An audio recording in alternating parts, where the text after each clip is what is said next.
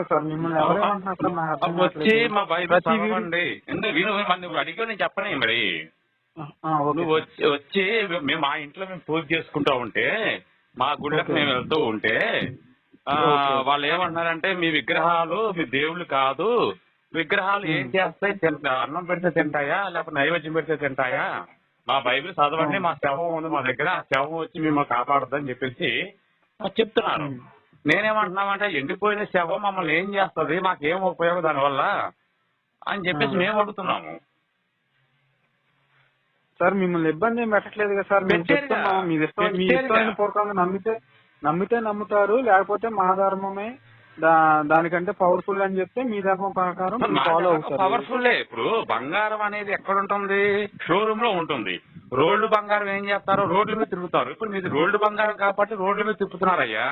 మరి బంగారం చెప్పం మేము మా అక్కర్లా సార్. రోల్డ్ గోల్డ్ అనుకున్న దాని గురించి మీరు ఎందుకు సార్ మరి ఎంత పబ్లిసిటీ చేయడం? మేము బంగారం పెట్టుకుంటే మీ బంగారం పెట్టుకోకండి, రోల్డ్ గోల్డ్ పెట్టుకోండి అని చెప్పి అంటే ఏం చేద్దాం? వదిలేదు సార్, ఇది రోల్డ్ గోల్డ్ అని చెప్పి వదిలేస్తారు. ఇప్పుడు మేము వదిలేసామనుకో, ఇంకొంచెం వేరే అమాయకులు ఉంటే వాళ్ళ దగ్గరికి వెళ్ళి బంగారం వాళ్ళు దొబ్బేసి రోల్డ్ గోల్డ్ మాకంట కడతారు. ఆడికి తెలిసింది కదా సార్, ఏది రోల్డ్ గోల్డ్ ఇప్పుడు వరకు పెట్టుకున్న రోల్డ్ గోల్డ్ లేకపోతే ఇప్పుడు ఇది బంగారం ఆడికి తెలిసింది కదా. ఇప్పుడు తమ్ముడు ఒక రోడ్డు తవ్వుతున్నారు అనుకో, ఆ రోడ్డు తవ్వే చోట బోర్డు పెడతారు, ఇటువైపు రాకండి ప్రమాదం అంటారు. చూసిన వాళ్ళు ఏం చెప్పాలంటే బాబా పక్కకు రోడ్డు బాగాలేదయ్యి వెళ్ళకో పడిపోతావు అని చెప్పేసి అంటే వీడు ఇంకో చోట తిరుగుతారు.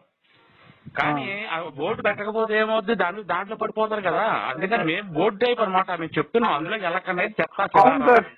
ఇటు కాదురా బాబు ఉన్నది, ఇటుగా ఉందని చెప్పాడు పరిస్థితి సార్. మరి ఏదేది ఇప్పుడు మీరు బోర్డు పెడతా అన్నారు, ప్రత్యేకించి మేమే బోర్డు ఎందుకంటే చెప్తున్నాం జాగ్రత్త హెచ్చరికలు. ఇప్పుడు సిగరెట్ ఉందనుకో, సిగరెట్ కాలిస్తే పోతారా క్యాన్సర్ అవుతుందని చెప్పి చిన్న డబ్బా మీద రాస్తారు. అవును సార్, ఒట్టిపోటు పడి సుఖమే ఉంది సార్. అక్కడ గొయ్యి ఉండాలి, అంత ఆధారాలు కనపడాలి, అన్ని ఉండాలి కదా. మీరు ఒట్టిపోటే పెడుతున్నారు, దాని దాకా ఆధారాలు అనేది. ఇప్పుడు సిగరెట్ కాల్స్తే క్యాన్సర్ వస్తుందని ఆధారాలు వెంటనే కనబడవు, కాల్చా కనబడదు కదా. సృష్టికర్త ఎవరంటే బ్రహ్మ అంటున్నారు. బ్రహ్మ నమ్మకుండా ప్రతి ఒక్క ఫోన్ కాల్లో చెప్పు బ్రహ్మ అంటున్నారు, ఒకళ్ళేమో జై శ్రీరామ్ అంటారు, ఇంకోళ్ళేమో సాయిబాబా అంటారు. జై శ్రీరామ్ కి బ్రహ్మకి సృష్టికర్తకి చాలా తేడా ఉంది, నువ్వు ఫస్ట్ తెలుసుకో. జై శ్రీరామ్ అంటే జై శ్రీరామ్ సృష్టికర్త అని మీకు ఎవరన్నా చెప్పాడా సార్? సృష్టికర్త జై శ్రీరామ్ అంటాము, జై ఆంజనేయ అంటాము, జై శ్రీకృష్ణ అంటాము, ఎన్నో అంటాము. మాకున్న దేవుళ్ళ పేర్లు అవి మేము తెలుసుకుంటాము. అంతేగాని బ్రహ్మ సృష్టికర్త బ్రహ్మ చెప్పారండి, బ్రహ్మని చెప్పారు. మరి నువ్వు జై శ్రీరామ్ అంటున్నావు అన్న, జై శ్రీరామ్ అని నీకు వచ్చిన నష్టం ఎవరైతే మరి ఆడనే కదా సార్. ఇప్పుడు నిన్ను అవును, నాకు సృష్టిలో చెట్టు దేవుడే గాలిస్తుంది, నీరు దేవుడే తాగడానికి దేవిస్తుంది, గంగాదేవి, వాయుదేవుడు, అగ్ని, ఆహారం వండుకుంటాను తింటాను, దానికి కొత్తగా చెప్పుకుంటున్నాను. ఇప్పుడు అందరికి పూజించలేం కదా సార్, అట్లానే అందరిని పూజించలేం కదా. ఎందుకు నరకం నుండి చెప్పేదాన్ని సార్, మిమ్మల్ని నరకం నుండి ఎవరు తప్పిస్తారు వాళ్ళని మీరు పూజిస్తారు. నరకంలోంచి తప్పించే దరిద్రుడు వెధవ నాకు అక్కర్లేదు. ఎందుకంటే సార్ నేను పాపం చేస్తే నన్ను నరకంలో వేసేవాడు నాకు కావాలి, ఆ భయం నాకు ఉండాలి. అంతేకాని నేను ఎన్ని పాపాలు చేసినా పర్వాలేదు మిమ్మల్ని స్వర్గంలో తీసుకెళ్తాను దరిద్రుడు నాకు అక్కర్లేదు. ఎన్ని పాపాలు చేసినా ఎక్కడా లేదు సార్. పాస్టర్ మీ పాస్టర్ చెప్పాడు 100 మటలు చేయండి, 1000 మటలు చేయండి, ఎన్నెన్న మటలు చేసుకోండి, ఆఖరి క్షణంలో యేసుని నమ్ముకోండి మీకు పరలోకం వచ్చేద్దాం. అటువంటి దరిద్రం మాకు అక్కర్లేదు అంటా నేను. సార్ అలాంటి దరిద్రం కాదు సార్, ఒక వ్యక్తి మారిపోయాడంటే అతని యొక్క ప్రభావం అనేది చాలా మంది. ఇప్పుడు ఒక రౌడీనే మారారనుకోండి, ఒక వ్యక్తి మారిపోయాడు 100 మంది రౌడీలు పోయింది, నాశనం అయిపోయిందని అర్థం. ఇప్పుడు బిల్లాడాడు ఎన్నో ద్రోహాలు చేసి ఎన్నో నాశనం చేశాడు, ఎంతో మంది చంపేశాడు. ఇప్పుడు వాడు యేసు నమ్ముకుని పరలోకం వెళ్ళిపోతానంటే సచ్చిన వాళ్ళ సంగతి ఏంటి, ఆడి ద్వారా నష్టపోయిన వాళ్ళ పరిస్థితి ఏంటి? దాని వల్ల శిక్ష పడుతుంది కదా సార్. ఎవరికి పడింది?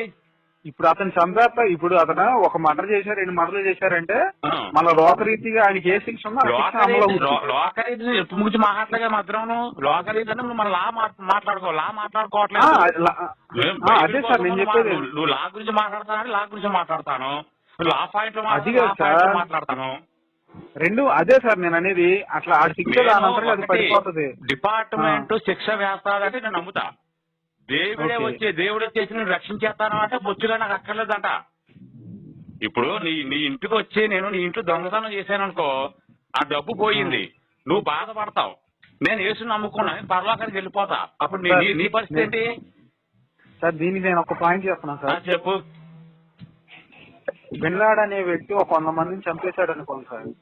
కసాప్ కూడా చంపేశారు చాలా మంది. కసాప్ అని ఒక కిరాయి కూడా ఉండాలి. నన్ను ఒక పాయింట్ మాట్లాడినివ్వండి సార్. బిన్ లాడెన్ అదే చెప్పనివ్వండి సార్. బిన్ లాడెన్ అనే వ్యక్తి 100 మందిని చంపేశాడు అనుకోండి సార్. ఆ 100 మంది యేసుక్రీస్తు నమ్మలేదు అనుకోండి.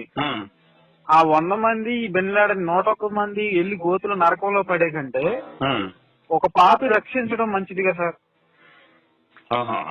ఇంకోటి ఏంటంటే ఆ 100 మందిలో క్రిస్టియన్స్ ఉన్నారనుకోండి, దేవుని నమ్ముకున్న వాళ్ళు ఉన్నారనుకోండి, వాళ్ళని చంపేస్తాడు. ఇతను కూడా లోకరీతిగా ఇతనికి శిక్ష పడిద్ది, మన శిక్ష చనిపోతాడు. వాళ్ళేం ఆలోచిస్తారంటే క్రిస్టియన్స్ అయితే అందరిలాగే చచ్చాడు అప్పుడు ఇటు చచ్చాడు దొంగ అని చెప్పి అనుకుంటారు అందరిలాగే. బట్ అతను మార్పు చెందాడు, దేవుని అంగీకరించాడు, రక్షణ ముందు పరలోకం వెళ్ళాడు అని తెలిసింది అనుకోండి, వాళ్ళు మరణ శిక్ష పడిన దానికంటే స్వర్గానికి వెళ్ళాడు అన్న దాని గురించి ఎక్కువ ఆనందపడతారు. స్వర్గానికి వెళ్ళడానికి ఆధారాలు ఏమైనా ఐడెంటిటీ ప్రూఫ్స్ ఉన్నాయా నీ దగ్గర ఏమన్నా? అది మన చేతుల్లో లేదు సార్. నరకానికి నేను అనేది అట్లా కాదు. ఇప్పుడు మీ క్రిస్టియన్సీ వాళ్ళని కష్టపడేవాడు లేకపోతే అలా ఆడేవాడు చంపేశాడు. ఇప్పుడు మీ క్రిస్టియన్స్ వాళ్ళు 100 మంది చచ్చిపోయారు. ఇప్పుడు వాళ్ళు పరలోకానికి వెళ్ళినట్టు నీ దగ్గర ఆధారాలు ఏమంటే కొంచెం నాకు వాట్సాప్ పెట్టకుండా చూస్తాను. ఎలాగెళ్ళారు ఏంటో, ఏ బస్సు ఎక్కారు, ఎలా ఎక్కారు, ఆధారాలు మనకెట్లా తెలుస్తాయి? ఇలాంటి పిచ్చి పువ్వు మాటలు మాట్లాడకు. పగడకాల్లో కనుక నువ్వు దగ్గర నేను సహనంగా మాట్లాడినంత వరకు మాట్లాడతా. నేను చెప్పేది తలకాయ ఉందని ఏ పాయింట్ తక్కువ పాయింట్ ఇది ఏం పాయింట్? పాయింట్ పరలోకానికి వెళ్ళిపోతారా? కష్టపడేవాడు వెళ్ళిపోతారా? బిల్లు ఆడని వెళ్ళిపోతారా? ఈ క్రిస్టియన్స్ వాళ్ళు నమ్ముకుని అందరూ వెళ్ళిపోతారా? 100 మంది వెళ్ళిపోతారా? ఏమైనా నీకు తలకాయ ఉందా లేదా? మీ తాతలు మీ ముత్తాతలు మీ వాళ్ళంతా కూడా పరలోకంలో ఉన్నారు. ఇప్పుడు నువ్వు మీ యేసు నమ్ముకోలేదు, చచ్చిపోయారు. అది ఎవరికి తెలియదు. నమ్ముకోలేదు. మీ తాతలు మీ ముత్తాతలు మీ నాన్న కూడా నమ్ముకోలేదు. ఇప్పుడు చచ్చిపోయారు. వాళ్ళు ఎక్కడ ఉన్నారు ఇప్పుడు చెప్పినా ఒకసారి? వాళ్ళు చేసిన క్రియలను బట్టి ఆ క్రియలను బట్టి అనుభవిస్తారు కదా. ఆ క్రియలను బట్టి అనుభవించాం. మీకు వచ్చిన నష్టమే. ఎందుకు నమ్ముకోవాలి యేసుని అంటున్నా నేను. సార్ ఇక్కడ 2 విధాలుగా వెళ్తారు సార్ పరలోకం. ఒకటి యేసు నమ్ముకుంటే పరలోకం వెళ్తారు, ఇంకోట యేసు గురించి తెలియని వాళ్ళకి నువ్వు నమ్ముకున్నావు కదా వారి క్రియలు చొప్పున వెళ్తారు. ఇప్పుడు నువ్వు నమ్ముకున్నావు యేసుని, అవునా? నువ్వు చనిపోతే పరలోకానికి వెళ్తారని గ్యారంటీ పక్కా ఉంది.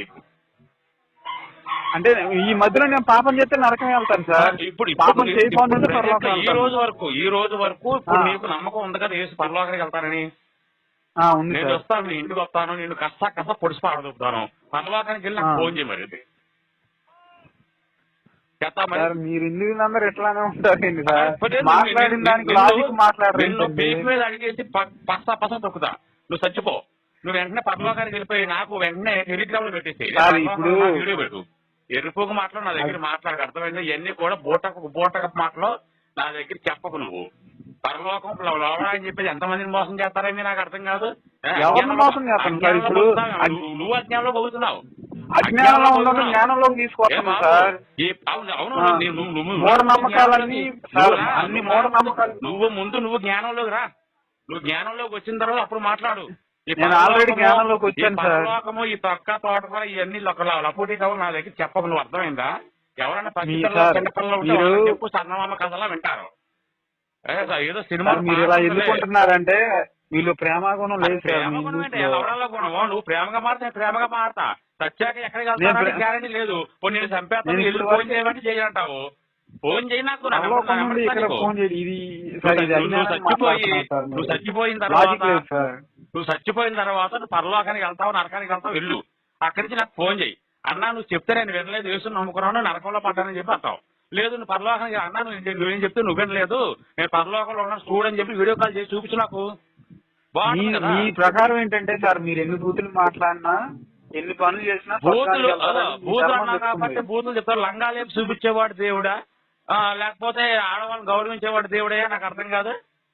గౌరవించేవాడు దేవుడు సార్. గౌరవించేవాడు దేవుడు. ఎవరు మాట్లాడారు సార్? మీ యెహోవా గారు మరి ఏం చేశారు? లంగలే చూపించాడు కదా. నువ్వు చేసిన అధిక జాగ్రత్తలు బట్టి సార్ వాళ్ళందరూ పెద్ద పెద్ద ప్రవక్తలను మోసం చేశారండి ఆడోళ్ళు. దావీదుని కానీ సొలొమోను కానీ. వాళ్ళు చేస్తారో దేవుడి బుద్ధి ఏమైంది అంటున్నా. దేవుడికి సిగ్గుసారో సీము రక్తం అనేది ఏడవాలి యెహోవాకి. ఉంది కదా, ఉంది కానీ సార్ వాళ్ళని తిట్టాడు. శిక్ష ఆడేది బస్సులో శిక్ష. చచ్చిన తర్వాత పరలోకానికి వెళ్తారు నువ్వే అంటున్నావు. చేసిన క్రియలు బట్టి నరకానికో పరలోకానికో పోతారని నువ్వే అంటావు. యెహోవా గారు మాటకి బీపీ ఎందుకు వస్తుంది? తొక్కలో బీపీ ఎందుకు వస్తుంది? ఆయన ప్రేమ మీకు నచ్చట్లేదు. అది ప్రేమ అండి. తొక్కలో ప్రేమ, అక్క ప్రేమ ఎక్కడ ఉంది? మీరు ఎన్ని చేసినా కానీ మీకు ఎట్లా ఉండాలంటే దేవుడు అనేవాడు సృష్టించిన తర్వాత మనుషులని ఆడుకున్న ఆయుష్ ప్రకారం వాడు ఎంతకాలం బట్టినా వాడు చేసుకున్న పాప కర్మలను బట్టి క్రియలు, నువ్వన్నావే క్రియలను బట్టి శిక్ష ఉంది అంటే అది ఎవరైనా నమ్ముతారు. మధ్యలోనే నాకు ఓగ్రత వచ్చింది, నాకు టైం పాస్ కాలేదు, నాకు బోర్ కొడుతుంది, నాకు టిఫిన్ టైం అయింది, టిఫిన్ దొరకలేదు అని చెప్పి 10 మందిని వేసేస్తానంటే దేవుడు అంటారు, వ్యధవ అంటారు, మూర్ఖుడు అంటారు, రాక్షసుడు అంటారండి. జరిగినాయి సార్, నాకు అర్థం కావట్లేదు. లేనిపోయినాయి మాట్లాడారు. లేనిపోయినాయండి అయ్యా. మీ యెహోవా గారు చేసింది అదే. నిర్గమకాండం మొత్తం చదువు. టైం పాస్ కాలేదని చెప్పేసి కొంతమంది చంపేశాడు, నాకు బోర్ కొడుతుందని చెప్పేసి కొంతమంది చంపేశాడు, నాకు బాధ కలిగిందని చెప్పి నన్ను నమ్మలేదని చెప్పి కొంతమంది చంపేశాడు. వాళ్ళందరూ వాళ్ళందరూ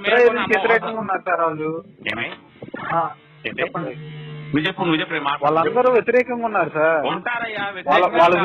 సీఎం జగన్ ఉన్నాడు. సీఎం జగన్ కి మేమంతా చాలా మంది వ్యతిరేకంగా ఉన్నారు. అంటే మీరు వ్యతిరేకంగా ఉన్నారు కాబట్టి మీరు భారతదేశంలో ఉండకండి, మీకు రేషన్ బియ్యం ఇవ్వమని చెప్పి అంటారా సార్? వ్యతిరేకంగా అంటే మీరు చెప్పిన దాన్ని బట్టి సార్, వాళ్ళు వీళ్ళు వెళ్ళి యుద్ధం వాళ్ళతో చేయలేదు సార్. వాళ్ళు వచ్చి వీళ్ళని ఇబ్బంది పెట్టారు కాబట్టి దేవుడు జీవితం అన్నాక యుద్ధం ఉంటుంది, గొడవలు ఉంటాయి, అన్ని ఉంటాయి. మొగుడు పిల్లలు కొట్టుకున్నారు కదని చెప్పేసి మొగుడు పిల్లలు కొట్టుకున్న కోపం వచ్చేసిందని చెప్పేసి వెళ్ళి మొగుడిని చంపేయడం, పిల్లల్ని చంపేస్తే ఎరుపుకుతాను అంటారు దాన్ని. పిల్లం వచ్చి మొగుడిని చంపుతుంటే మొగుడు పిల్లలు చంపుకోవడం కాదు, అక్కడ దేవుడే కొట్టి చంపేస్తున్నాడు అక్కడ. అవును సార్, మరి యుద్ధం వీళ్ళు వాళ్ళని చంపలేదు సార్. వాళ్ళు కొట్టి చంపేస్తాడు, దేవుడే చంపేస్తాడు. నేనేం చెప్పాలి? నువ్వు కమెడీగా ఉన్నావు. నేను మాట్లాడేది కరెక్టే సార్. నువ్వు కామెడీ యుద్ధం వాళ్ళతో చేయలేదు సార్. వాళ్ళు వచ్చి వీళ్ళతో యుద్ధం ప్రకటించారు. ఇజ్రాయేల్ పక్షాన దేవుడు ఉన్నాడు, గెలిపించాడు. ఇక బాబు దాన్ని మీరు ఎలా తప్పుపడతారు? యుద్ధాలు అనేది జరగాలి, యుద్ధాలు జరగాలి.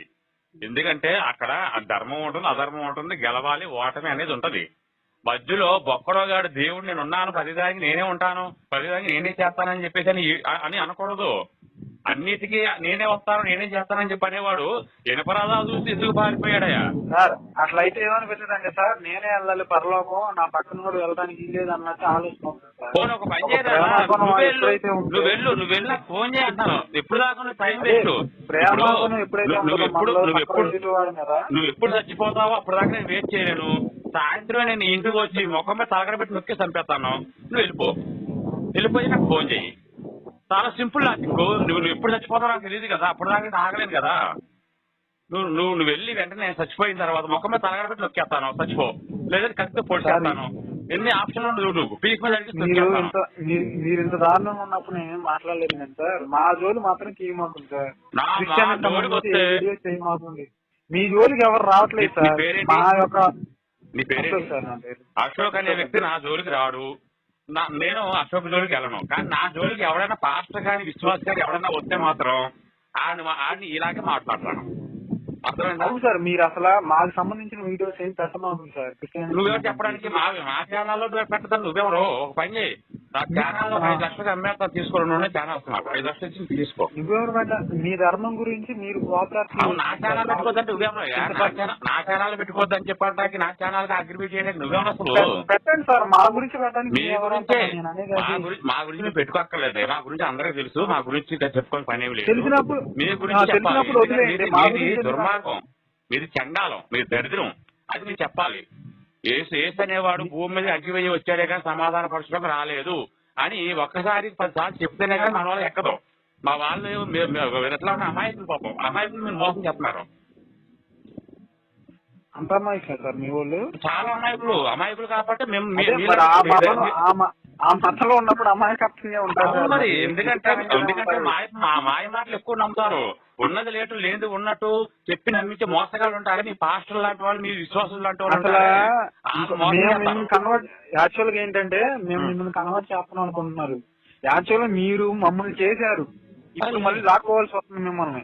కరుణాకర్ సుగుణ గాని, లలిత్ కుమార్ గాని ఇలాంటి వాళ్ళు ఎంతో మంది మీ హిందూస్ అందరినీ కూడా క్రిస్టియన్స్ నుండి ఏర్పడింది. తీసుకోవాల్సి వస్తుంది. ఎక్కడ చూపించు, ఎక్కడుంది పురాణాలు చూడండి సార్. పురాణాలు ఏమో చెప్పు సార్. ఆ పురాణం అక్కడ నుండి కూడా మా ఇప్పుడు అబ్రహాం ఏసున్నాడా పురాణాల్లో? ఎట్లా ఏర్పడ్డారు? పురాణాల్లో ఏసున్నాడా? లేడండి. వేదాలు ఏసున్నాడా? పురాణాలు ఎందుకుంటాడు? వేదాలు ఇది హిస్టరీ అంటే ఇది ఒక్కటే కాదు కదా. వేదాలు ఒక మాతాన్ని చెప్పేసి రంజీ దోపుడు అన్నాడు. వెళ్ళాడు మొట్టకుడు వెళ్ళి బుద్ధి అవుతుంది కొద్దిగా. వేదాల్లో యేసుని మన భగవద్గీత కృష్ణుని చూపిస్తాడు. ఓం మేరీ పుత్రాయ నమః అని చెప్పి ఎవడ బొకడగాడు ఓంకారాలతో చూసాడు. వెళ్ళాడు మొట్టకుడు వెళ్ళి బుద్ధి అవుతుంది కొద్దిగా. సిగ్గానే కొద్దిగానే మాట్లాడితే.